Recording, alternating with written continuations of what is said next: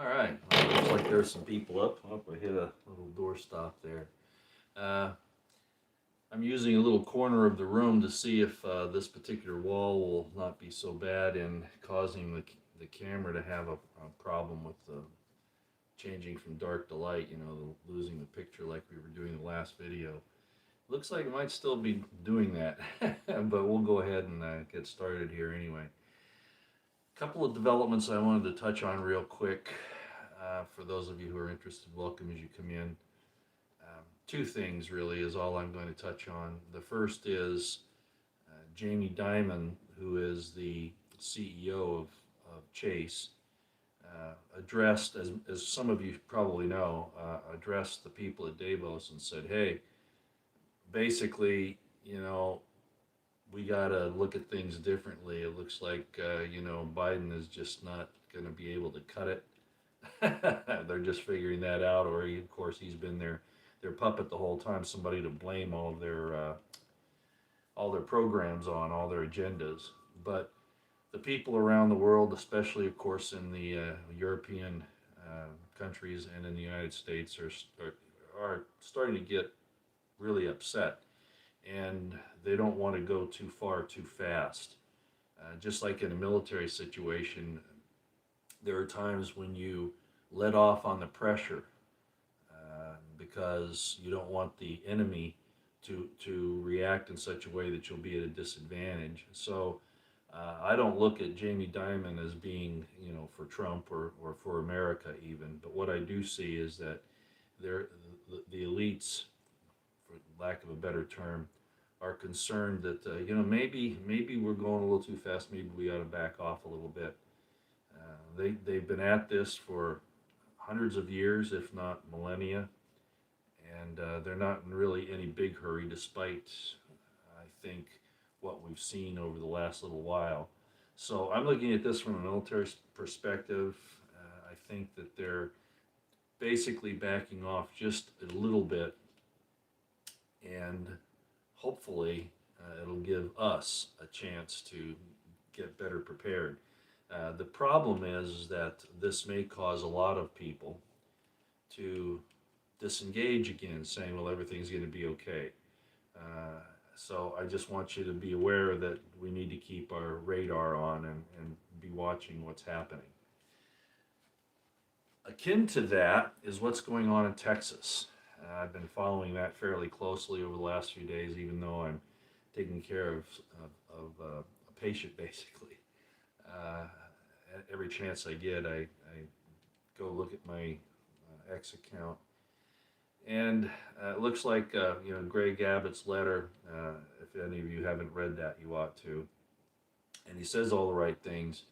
And I started sending out that letter with comments to governors, particularly the governors of Utah, Nevada, Wyoming, Florida, the supposed red states. And it seems like it took them a while, but they're starting to get on board. Utah was holding back. Cox, finally, that's his real name, Governor Cox. I've played on that little interesting name several times describing him. But regardless, Utah finally jumped on and got behind Texas. Now, do I trust Greg Abbott? No. I had a follower on X say to me, "Oh, this is just a distraction because the damage is already done," and there's a lot of truth to that. I appreciate the fact that I've always said that to stop the federal government from all of this tyranny, us as individual American citizens, Americans, let's just put it that way, we don't stand much of a chance. We've seen how they operate at Bundy Ranch on January 6th. They'll entrap you. They'll lie about you. They'll send their military after you, their goon squads, their jackboot thugs, and they'll take you out one by one if they have to go that way. Okay? So I knew that the only chance we really have, and I know the only chance that we really have, and some people say, well, God, well, that doesn't always work out either, uh, would be that the states would have to stand up against the federal government. Um, will that be like Civil War II? I mean, as far as like the war between the states before, is the federal government actually supreme? Well, things have changed a little bit as far as capabilities are concerned, despite Biden's threats of using the military against the states and against Americans in general because they're tired of his tyranny. Things have changed quite a bit. Whether it was planned or not, they didn't do too well. The feds didn't do too well in Iraq, Afghanistan, or other places. Their military has been squashed more than once, as you're well aware. And I think that they realize that if they stir up the American people too far, they'll have a tiger that they can't ride, as Matt Bracken talks.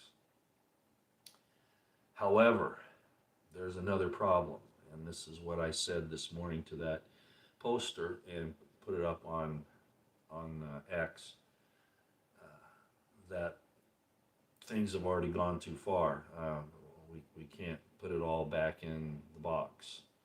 That the damage has been done, and it certainly has. And there is one thing left that they can pull out should they decide to do so, and that is the 20 million, apparently, or plus, illegals that are here already.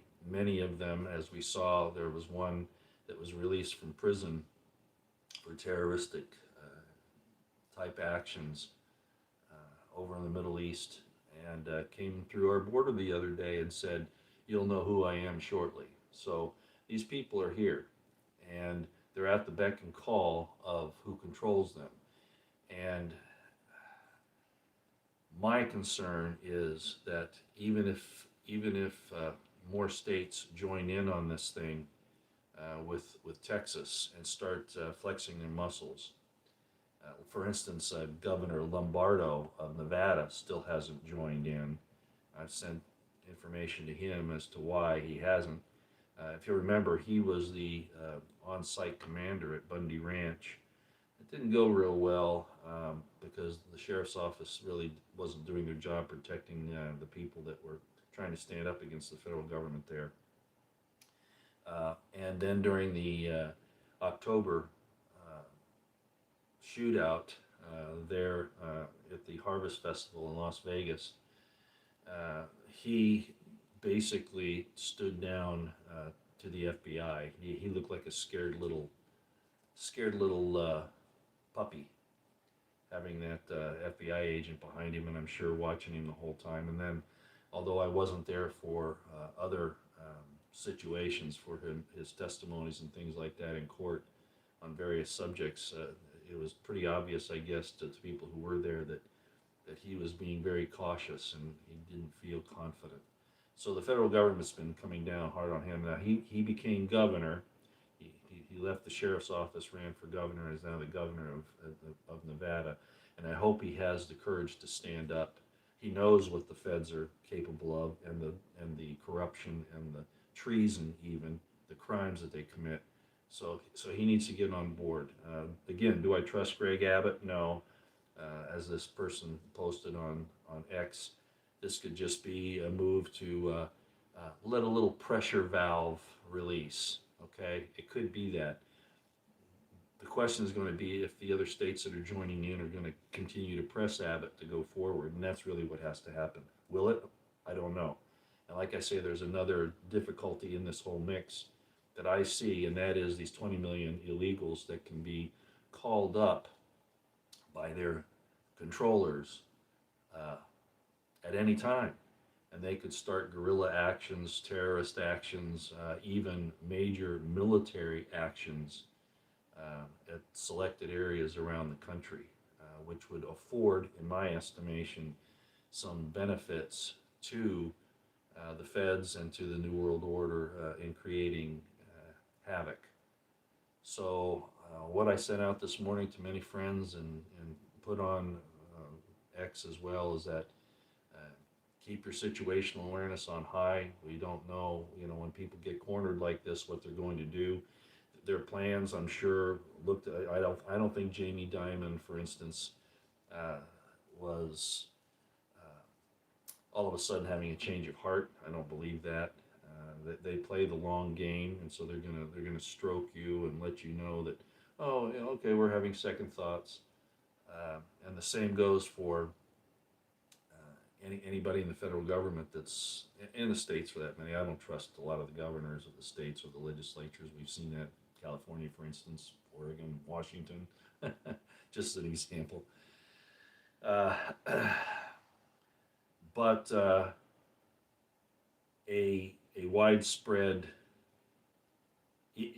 whether it's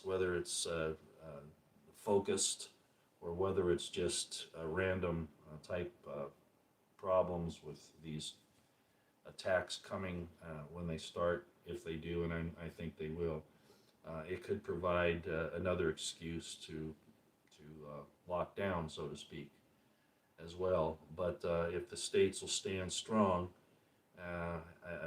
as most of you know, I've asked the state governors and some of the legislators to institute a state militia, not the National Guard. Too many people think the National Guard are the state militias. They're not.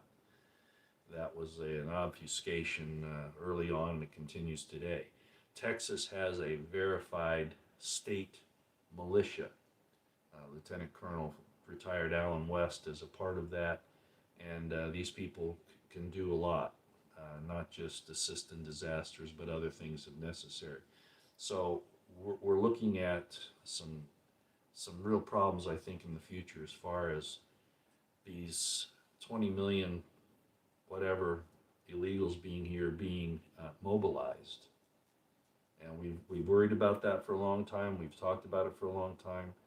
But if for any reason the United States military um, is not used against these states that are standing up against Biden and the feds, it's possible that they could unleash these really, really nasty people. I'm not saying all the illegals are bad, but there are certainly infiltrated amongst them many, many people that would like to do harm to you.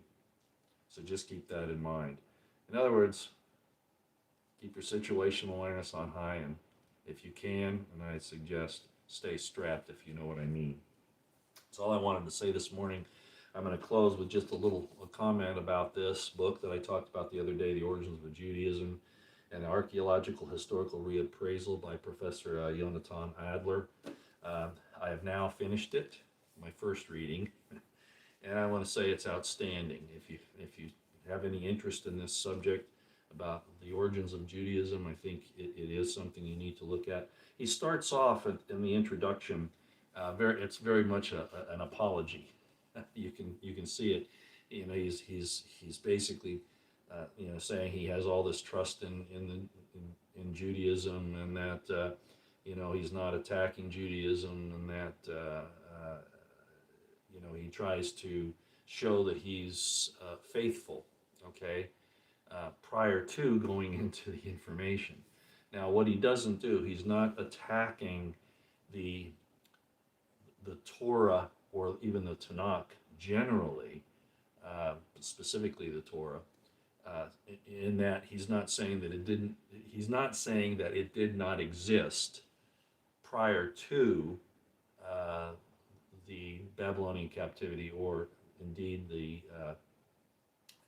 early Hellenistic period and the Maccabean period, the Hasmonean period. He's not saying it didn't exist. He's saying that it wasn't well known, other than in the educated, literate, upper social strata of what became known as Jews, who became known as Jews. And he goes through some of that history. I'm very well aware that there are writings that were used, I don't know exactly what they are, but that were used to put together the Torah. I've explained that before, that Ezra was apparently the redactor of that information, and his goal was to balance the two opposing viewpoints that were evident at that time, and still exist to some extent today, of the Elohist and the Yahwist points of view. The Yahwist being basically only monotheistic, with Yahweh being the supreme God, and then the Elohists, who are basically getting into the polytheistic ideas. And if you'd like to know a little bit more about that, I viewed BP Earthwatch's, that's Jesse's program on that the other night, talking about El Elyon and Yahweh and the Council of the Gods and all that. And I think Jesse's pretty close. I would probably disagree with him on some specific points, but as far as the idea of Israel being aware of other gods, as I've said, the gods are attached to the ground. I think he does a good job in at least presenting that. But Dr. Adler here, Professor Adler, he finally does get into the situation, and he says, yeah, there was no Judaism per se back beyond the 3rd century BCE. So it was developed after the Babylonian captivity, and specifically put into practice on a larger scale starting in the 2nd century BCE under the Hasmoneans, Maccabeans at that time. That says a lot, and a lot of Jews aren't going to like to hear that, and that's why he had that caveat and explanation at the beginning saying, he's still loyal and all that. But it speaks a lot about the problems that we see today occurring in the Middle East. The claims that are made and that kind of thing, it brings all of that into question. Again, that doesn't mean that the Torah didn't exist prior to the Babylonian captivity. What it's saying is that it wasn't well known. And that's why you had all of these divisions, which are very evident in the archaeological record and even in the Bible, talking about the break between the northern kingdoms, northern kingdom of Israel and the southern kingdom of Judah. The accusations of the kingdom of Judah that the northern kingdoms are practicing paganism and worshiping false gods and all that. It sheds some light on what that was really about. And it shows that Judah was hell-bent. The Jews were hell-bent on becoming the supreme authority over not just Judea, not just Palestine in general, not just themselves and the northern kingdoms, the other tribes. Israel, Ephraim, for instance, is the one that I think takes precedence, and there are other reasons why I've talked about that as to why that's the case. But they wanted to be the supreme race in all the world. And so they absconded with some things. They created some claims and promulgated that, especially during the 2nd century BCE, when, and something I didn't know, Professor Adler says there were no synagogues prior to that. The synagogues were used to, sort of like public schools, to indoctrinate the people into this new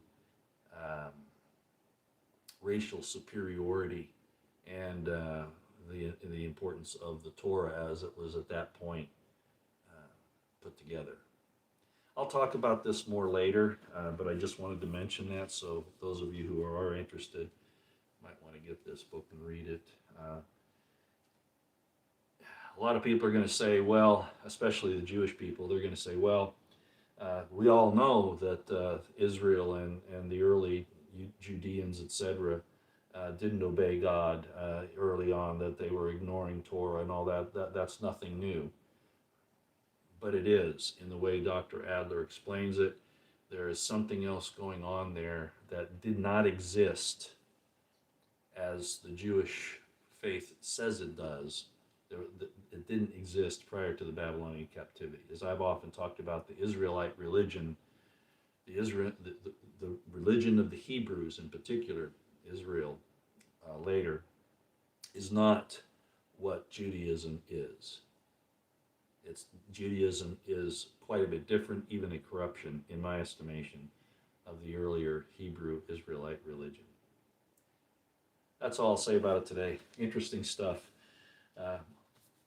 Again, I don't know what's going to happen with this thing. A lot of states are, like I said, backing up Texas.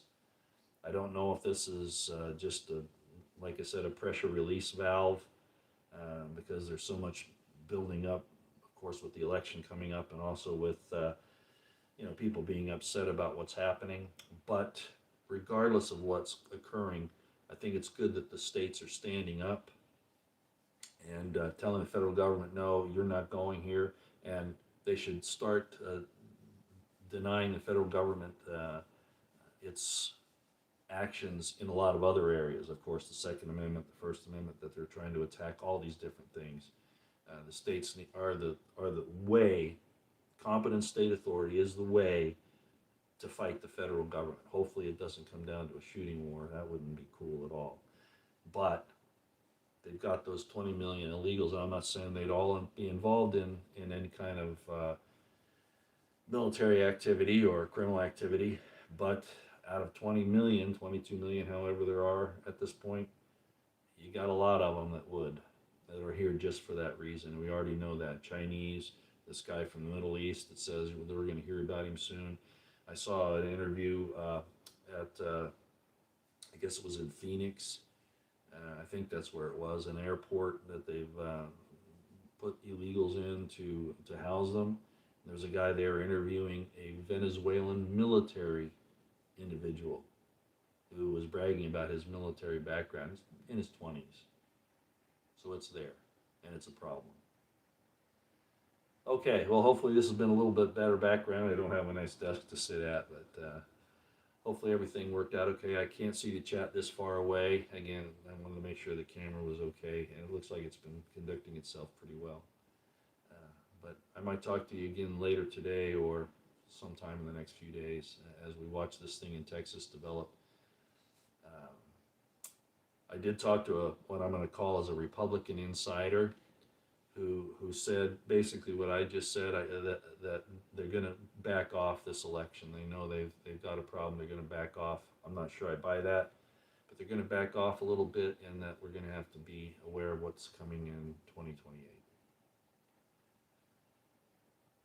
I wouldn't bet on that because right now it seems like to me that they to back off and then press the fight again, the New World Order and the progressives, the Marxists, etc. That would be what I would anticipate, despite what this good gentleman told me. All right, everybody. Situational awareness on high, eyes on the horizon, ears to the ground. Prep, pray, stay out of the way. If you see something going on, best thing to do is to stay away from it. Okay, you don't need to be dragged into something that will keep you from protecting your own families and friends. Out here for now.